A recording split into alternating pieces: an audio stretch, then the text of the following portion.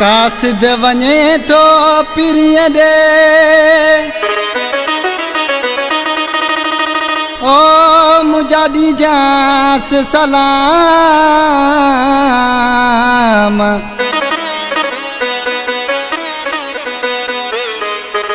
ॾाढो तोखे सारे थो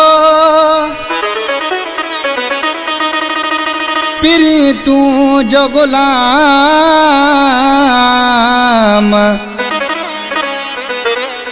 तोले रोए तो सुबह शाम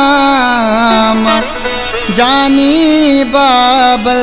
जमाली चे कदे वतन ईंदे मुझे पिरिया के चो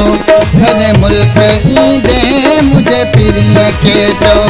इनी सारे तो जिया इनी सारे तो जिया यो आसरो वाय को कदे मुल्क ईंदे मुझे सजन के चो कदे वतन ईंदे मुझे पिरिया के चो इनी सारे तो जिया इनी सारे तो जिया यो आसरो वाय को कदे मुल्क ईंदे मुझे पिरिया के चो कदे वतन ईंदे मुझे सजन के चो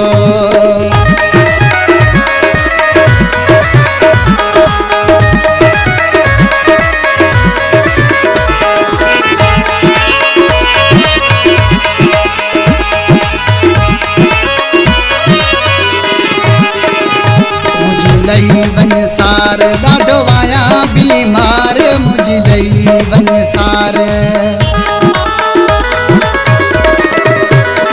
मुझी लई वन सार ॾाढो आया बीमार मुझी लई वन सार ॾाढो आया बीमार कदे मुल्क ईंदे मुझे सजन के चो कदे वतन ईंदे मुझे पिरिया के चो इनी सारे तो जिया इनी सारे तो जिया यो आसरो वाय को कदे मुल्क ईंदे मुझे पिरिया के चो कदे वतन ईंदे मुझे सजन के चो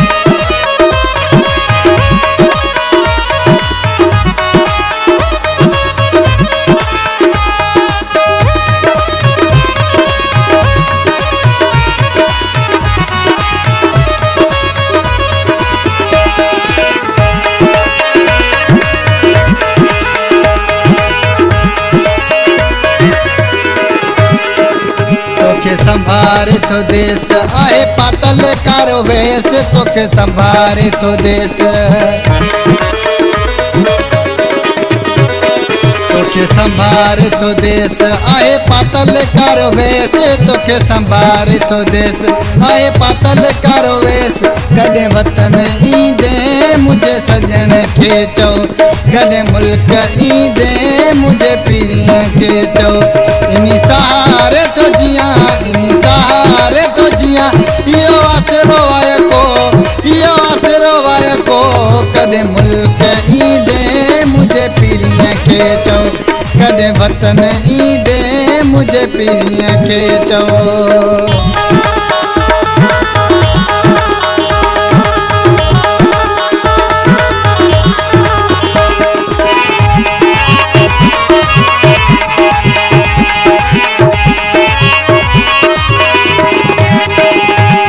चाचड़ चे यार एडो कराना इंतजार मुस्तन चाचड़ चे यार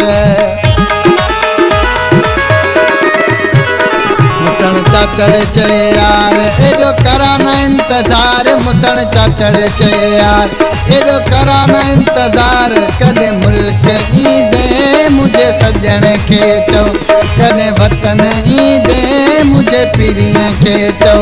इनी सारे तो जिया इनी सारे तो जिया यो आसरो वाय को कदे मुल्क ईंदे मुझे पिरिया के चो कदे वतन ईंदे मुझे सजन के चो